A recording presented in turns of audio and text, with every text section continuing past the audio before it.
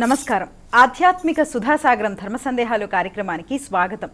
బ్రహ్మస్వరూపముదయే మధ్యాహ్నేతు మహేశ్వరం సాయంధ్యాయేత్ సదా విష్ణుం త్రిమూర్తిస్య దివాకరః. బ్రహ్మ విష్ణు మహేశ్వర్లు ఆ ముగ్గురు త్రిమూర్తులు కూడా మన సూర్య భగవానుడితో సమానం. అంటే మనం త్రిమూర్తుల్ని సూర్య భగవానుడితో కొలుస్తాం, అంటే ఆ విధంగా ఆరాధిస్తూ ఉంటాము. భగవంతుడు ఏడి అని చిన్నపిల్లలు అడిగితే కనుక అదిగో జేజీ మన ఆకాశంలో కనిపిస్తున్నాడు సూర్య భగవానుడు అని అంటాం. అందుకే ప్రత్యక్ష దైవం అయ్యాడు ఆ సూర్య భగవానుడు. మరి ఆ దివాకరుడే ఆరోగ్యం భాస్కరాదిత్యేత్ అంటాం. అంటే మనకి పరిపూర్ణంగా ఆరోగ్యం ప్రసాదించేవాడు, మన పంటలన్నీ పండించేవాడు, మన వర్షాలు వచ్చే విధంగా చేసేవాడు, మనకు ఆహారం అందించేవాడు, అన్నీ కూడా ఆ భాస్కరుడే. మరి ఇంతటి మహిమాన్వితుడైన ఆ భాస్కరుడు, ఆ దివాకరుడు జయంతినే మనం రథసప్తమిగా చేసుకుంటూ ఉంటాం, జరుపుకుంటూ ఉంటాము. మరి రథసప్తమి రోజు ఏం చేయాలి, ఎటువంటి పూజా విధానం ఉంటుంది వంటి ఎన్నో సందేహాలు ప్రేక్షకులు మాకు ఈమెయిల్ ఉత్తరాల ద్వారా పంపించారు. వాటిని నివృత్తి చేయడానికి మనతో పాటు స్టూడియోలో సిద్ధంగా ఉన్నారు ప్రవచన రత్న, ప్రవచన సుధాకర మల్లాది వెంకట రామనాథ శాస్త్రి గారు. వారితో మాట్లాడదాం, రథసప్తమి గురించి మరిన్ని విషయాలు తెలుసుకుందాం. నమస్కారం గురుగారు. నమస్కారం. గురుగారు, మొదటి ఉత్తరం చూద్దామండి. విశాఖపట్నం నుంచి సూర్యనారాయణ గారు రాస్తున్నారు. రథసప్తమి నాడు ఏం చేయాలి తెలియచేయగలరు అని అడుగుతున్నారు. ఆరోగ్యం భాస్కరాదిచ్చేతని ప్రమాణం ఉంది. ఆరోగ్యం కోరనివాడు ప్రపంచంలో ఎవరు ఉండరు. ఆరోగ్యము, ఐశ్వర్యము, ఆయుష్ ఈ మూడింటినే ప్రధానంగా చేసుకొని మన పూర్వీకులు రథసప్తమి అనేటువంటి మహాపర్వాన్ని చేశారు. దీన్నే సూర్య సప్తమని కూడా అంటారు, భానుసప్తమి అని కూడా పిలుస్తారు. రథసప్తమి, సూర్యసప్తమి, భానుసప్తమి అనేటువంటి పేర్లు ఉన్నాయి. మాఘమాసంలో శుక్లపక్షంలో సప్తమి రోజు వచ్చేటువంటి మహాపర్వాన్ని రథసప్తమి అంటారు. ఈ రథసప్తమి అనేది 2 రోజులు చేయవలసినటువంటి కార్యక్రమం. అంటే రథసప్తమి ముందు రోజు షష్ఠి రోజున ఏకభుక్తం చేయమన్నారు, ఒకే పూట తినమన్నారు, రాత్రి ఏమీ తినకుండా. సప్తమి పొద్దున్నే సూర్యోదయం కంటే చాలా ముందే ఉషఃకాలము అంటారు. అంటే తూర్పులో సూర్యుడు ఉదయించకుండా వెలుగు వస్తుంది మొదలు. అంటే తూర్పు కొండల నుంచి సూర్యుడు ఉదయించే ముందు ఒక వెలుగు వస్తుంది. ఆ కాలాన్ని ఉషఃకాలం అంటారు. ఆ కాలంలో నదిలో కానీ, సముద్రంలో కానీ, కాలువలో కానీ, చెరువులో కానీ స్నానం చేసి, లేదా అథవా మన ఇంట్లో ఉండేటువంటి జలంతోనే స్నానం చేసి సూర్య ఆరాధన ప్రారంభించమన్నారు. ఈ చేసిన తర్వాత మన నిత్యకృత్యాలను ఉంటాయి, ఇళ్లలో ఆయా వర్ణాల వారికి సంబంధించినటువంటి పొద్దున చేయవలసినటువంటి కార్యక్రమాలు చేసుకొని దీపం వెలిగించి ఆ తర్వాత సూర్య ఆరాధన ప్రారంభించాలి. స్నానం చేయగానే మొట్టమొదటి చేయవలసింది ఏంటంటే విభూతి ధారణ కానీ, తిలక ధారణ కానీ చేసి రాగి పాత్ర, రాగి చెంబు, వీటిలో రాగి చెంబులో నీళ్లు తయారు చేసుకొని, రాగి పాత్ర తయారు చేసుకొని, మందార పూలు కానీ, గన్నేరు పూలు కానీ ఎర్రగా ఉండేది, ఆ ఎర్రటి పూలు, క్రోటన్ పూలు కాదు, వాసన ఉండేటువంటి ఎర్రటి పూలు, ఆ తర్వాత రక్తగంధం అన్నారంటే ఎర్రగంధం, ఎర్రచందనం అంటారు కదా, ఆ ఎర్రచందనము, కుంకుమ, అక్షతలు, కుంకుమ కలిపిన బియ్యం, అక్షతలు, ఇవి తీసుకొని ఉదయిస్తున్నటువంటి సూర్యభాగం సరిగ్గా మనం అర్ఘ్యం ఇచ్చేయటమే, సూర్యుడు ఉదయిస్తూ ఉండాలి.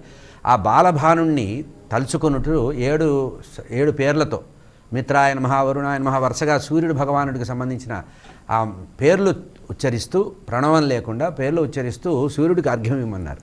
రాగి పాత్రలో పడేటట్టుగా సూర్య భగవానుడిని తగులుతూ నేల మీద తగిలేటట్లుగా, ఆ పళ్ళెల్లో పడేటట్టుగా ఏది అక్షతలు, గంధము, పువ్వు, జలము కలిపి రాగి పాత్ర, రాగి చెంబులో నీరు అర్ఘ్యం ఇవ్వమన్నారు. ఇది ప్రధానంగా చేయవలసినటువంటి కార్యక్రమం.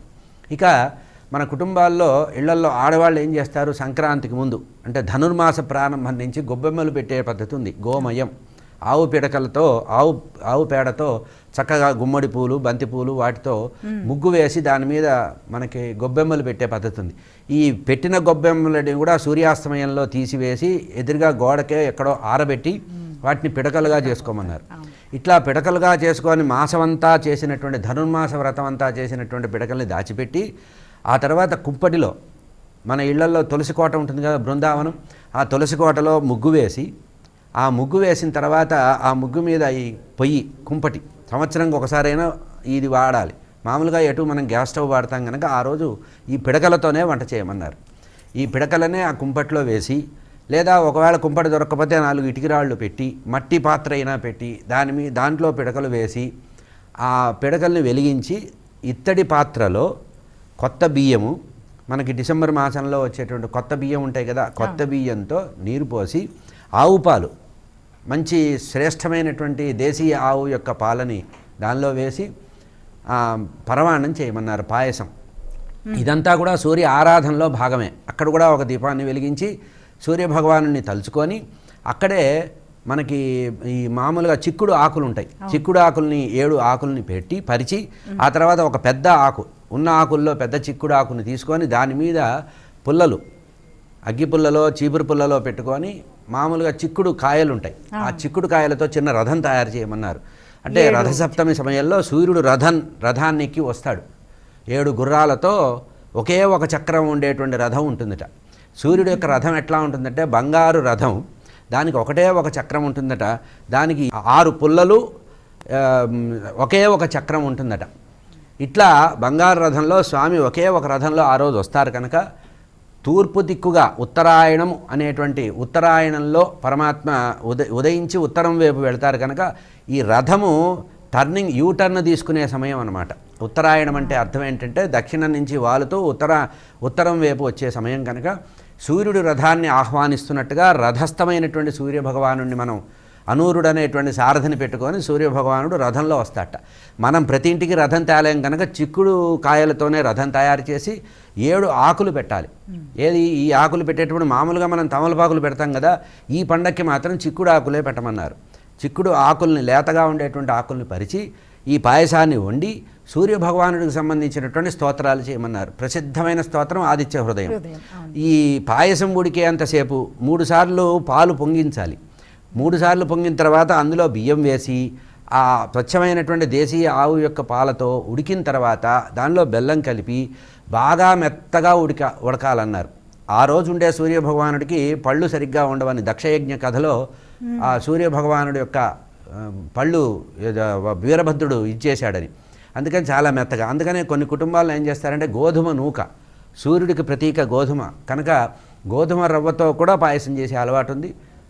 ప్రాచీనంగా మన దక్షిణ భారతదేశంలో వరి అనేది చాలా ఎక్కువ కనుక కొత్త బియ్యము, కొత్తగా వచ్చినటువంటి ఆవు ఈనటువంటి పాలల్లో కొద్ది రోజుల తర్వాత వచ్చినటువంటి ఆవు పాలు, కొత్తగా వచ్చిన చెరుకు నుంచి తీసిన రసంతో వచ్చినటువంటి బెల్లము, అన్నీ కొత్తవే, ఆవు నెయ్యి, ఇవి కలిపి ఆ పాయసాన్ని తయారు చేసి ఆ ఉడికిన పాయసాన్ని అందులో నుంచి కొంత భాగాన్ని 7 ఆకుల్లో పరిచి 7 ఆకుల్లో కూడా వేసి సూర్యభగవానుడికి నైవేద్యం పెట్టడం అనేది ఒక సంప్రదాయం. ఇక్కడే సూర్య అష్టోత్తరం చదవాలి.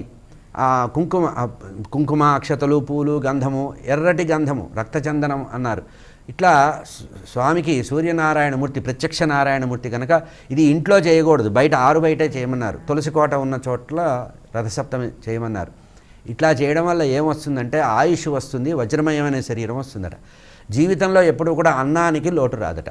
ఈ రథసప్తమి రోజున కనుక సూర్యభగవానుడికి ఎవరైతే పాయసాన్ని నివేదిస్తారో, సకాలంలో అర్ఘ్యప్రదానం చేస్తారో, అర్ఘ్యప్రదానం వల్ల ఆరోగ్యము, తేజస్సు, ఈ పాయసాన్ని వండి పెట్టడం వల్ల జీవితం అంతా కూడా మధురంగా ఆహారం దొరికే సందర్భం, ఇవన్నీ జరగడానికి ప్రధానంగా మన జీవితం అక్షయంగా వెళ్ళటానికి మనకి ఈ పాత్రలో వండి పెట్టడం అనేది ప్రధానంగా చెప్పబడింది. కనుక రథసప్తం అనేది పూర్తిగా సూర్యభగవానుడి యొక్క ఆరాధనకు సంబంధించింది.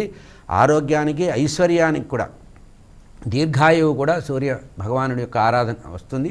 ఇందాక మీరు అన్నట్టుగా ఉదయంలో బ్రహ్మస్వరూపంగా, మధ్యాహ్నంలో విష్ణు స్వరూపంగా, అస్తమయ సందర్భంలో రుద్రభగవానుడిగా ఉంటుంది.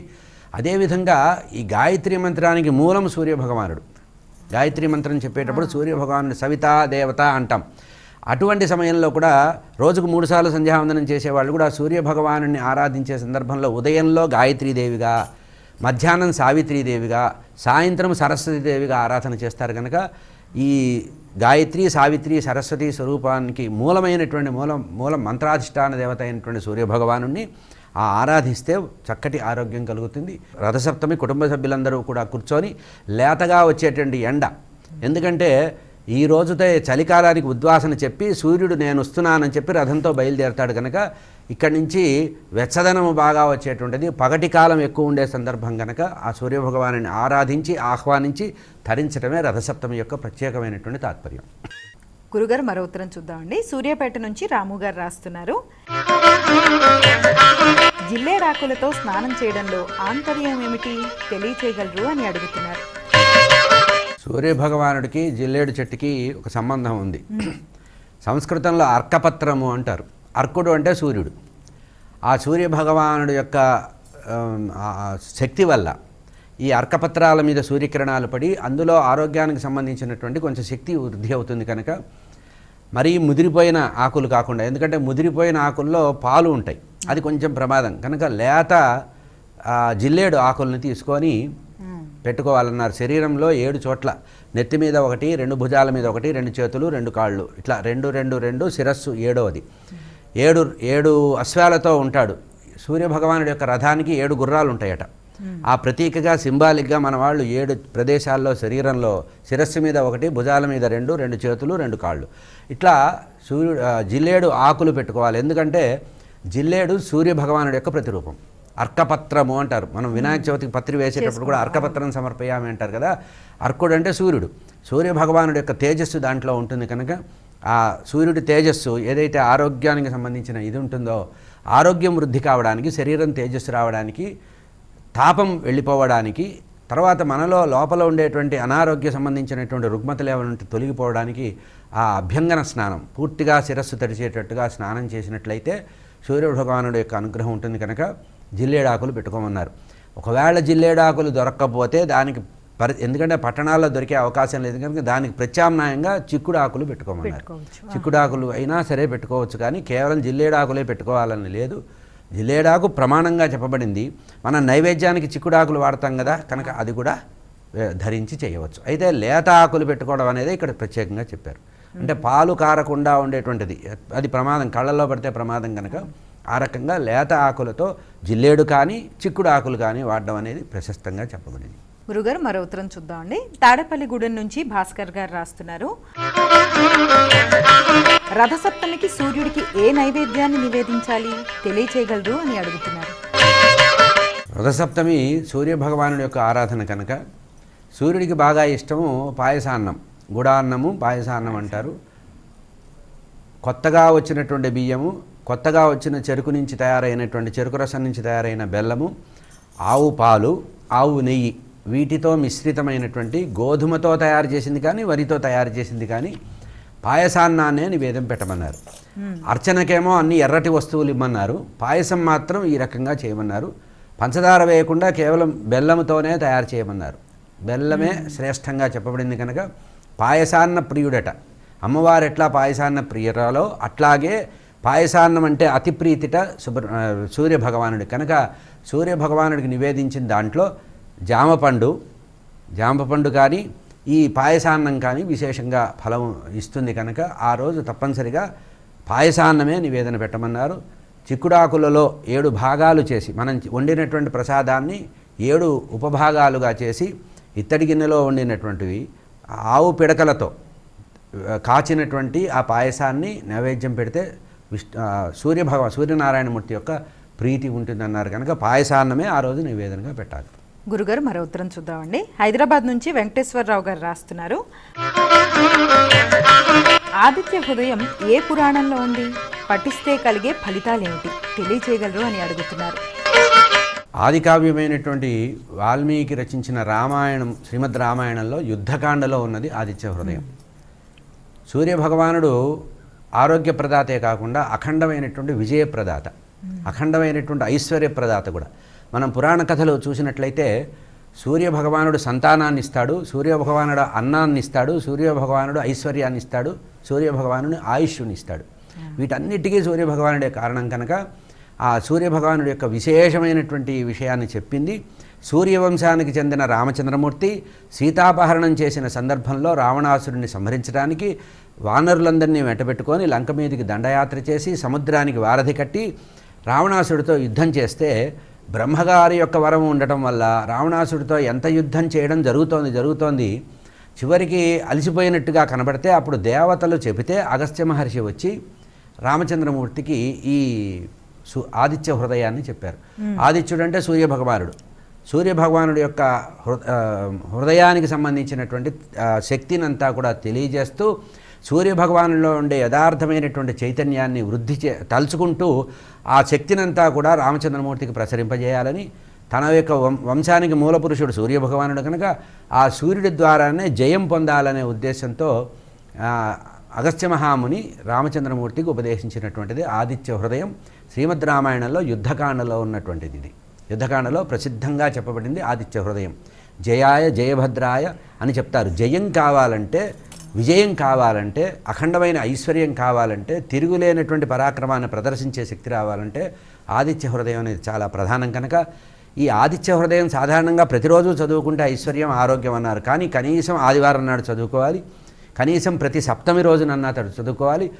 ఆదిత్య హృదయం ఈ మనకు వచ్చేటువంటి రథసప్తమి రోజున తప్పనిసరిగా 3 సార్లు చదువుకోవడం అనేది చాలా ప్రధానం.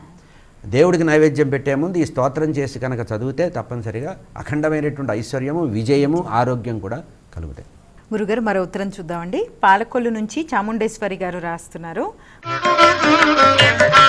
గ్రహపరంగా సూర్యదోషాలుంటే పరిహారం ఏమిటి తెలియజేయగలరు అని అడుగుతున్నారు. సాధారణంగా సూర్యభగవానుడికి గ్రహరాట్ అని పేరు. గ్రహాలన్నిటికీ అధిపతిత ఆయన. మనకి నవగ్రహాలు ఉన్నాయి కదా, అందుకనే మీరు దేవాలయాల్లోకి వెళ్ళినప్పుడు నవగ్రహాలు ఉంటాయి. అందులో మధ్యలో సూర్యభగవానుడు ఉంటాడు. గ్రహాలన్నీ చుట్టూగా ఉంటే మధ్యలో సూర్యభగవానుడు ఉంటాడు. కనుక గ్రహాలన్నింటినీ కూడా అదుపు చేయగలిగి, గ్రహాలలో ఏదైనా ఉద్రేకంగా ఏదైనా కలిగితే వాటిని శమింపజేయగలిగేటువంటి శక్తి సూర్యభగవానుడు ఉంటుంది. కనుక ఆ సూర్యారాధన చేయడం వల్ల గ్రహాల యొక్క అనుకూలత కలుగుతుంది. ఏదైనా గ్రహం బాగా ప్రేరణ కలిగించేటప్పుడు ఆ గ్రహానికి సంబంధించినటువంటి ఉపశమనం కలిగించేవాడు సూర్యభగవానుడు, గ్రహాలకు అధిపతి. కనుక సూర్యభగవానుడిని ఈ గ్రహ స్థితి బాగాలేని వాళ్ళు ఆరాధించడం. అయితే ఈ గ్రహ స్థితి బాగాలేని వాళ్ళు ఆరాధించాలంటే సూర్యభగవానుని ఎట్లా ఆరాధించాలంటే ఈ నవగ్రహాల్లో ఉండే సూర్యుడిని, నవగ్రహాలకు అధిపతి అయినటువంటి సూర్యభగవానుని ఆరాధించే పద్ధతి మనకి అరుణ పారాయణ ద్వారా చెప్పారు. వేదాల్లో ఉండేటువంటి అరుణము అనేటువంటి పారాయణ ఉంది, ఆ వేదం మంత్రాలు. ఆ అరుణ పారాయణ చేసినట్లయితే సూర్యభగవానుడు గ్రహాలన్నింటినీ కూడా శాసించి మనకు అనుకూలత కలిగిస్తాడు. కనుక గ్రహ సంబంధమైనటువంటి బాధలు పోవాలంటే సూర్య ఆరాధన చేయాలి. ఎందుకంటే ఆయన గ్రహరాట్, గ్రహాలన్నిటికి కూడా ఉడురాట్ అంటే చంద్రుడు, నక్షత్రాల అధిపతి చంద్రుడు, గ్రహాల అధిపతి సూర్యుడు. కనుక గ్రహస్థితి మారాలంటే, గ్రహస్థితి అనుకూలంగా మారాలంటే సూర్యారాధన చేయాలి. కనుక దానికి ఆదిత్య హృదయ పారాయణ కానీ, ఇందాక చెప్పినట్టుగా అరుణ పారాయణ చేయడం కానీ, సూర్యుడి స్తోత్రాలు చేయడం కానీ, సూర్యుడి యొక్క కవచం చదవడం కానీ అనుకూలత కలిగిస్తుంది. గురుగారు, ప్రేక్షకుల సందేహాలకు శాస్త్రీయ సమాధానాలను తెలియజేస్తూనే అంతేకాదు పురాణంలో సూర్యభగవానుడి ప్రాశస్త్యాన్ని కూడా చాలా చక్కగా తెలియజేశారు. అలాగే రథసప్తమి రోజు అసలు ఏ విధంగా పూజ చేసుకోవాలి శాస్త్రీయంగా తెలియజేసినందుకు ధన్యవాదాలు గురుగారు. వీక్షించారు కదా రథసప్తమి ప్రత్యేకం ధర్మ సందేహాలు కార్యక్రమాన్ని. రేపు రథసప్తమి సందర్భంగా తిరుమలలో శ్రీ వెంకటేశ్వరుని సప్తవాహనోత్సవాన్ని భక్తి టీవీ ద్వారా ప్రత్యక్ష ప్రసారం ద్వారా వీక్షించండి, తరించండి. ఇది ఈనాటి మన ప్రత్యేక కార్యక్రమం. మరో కార్యక్రమంతో మళ్ళీ కలుసుకుందాం. అంతవరకు సెలవు.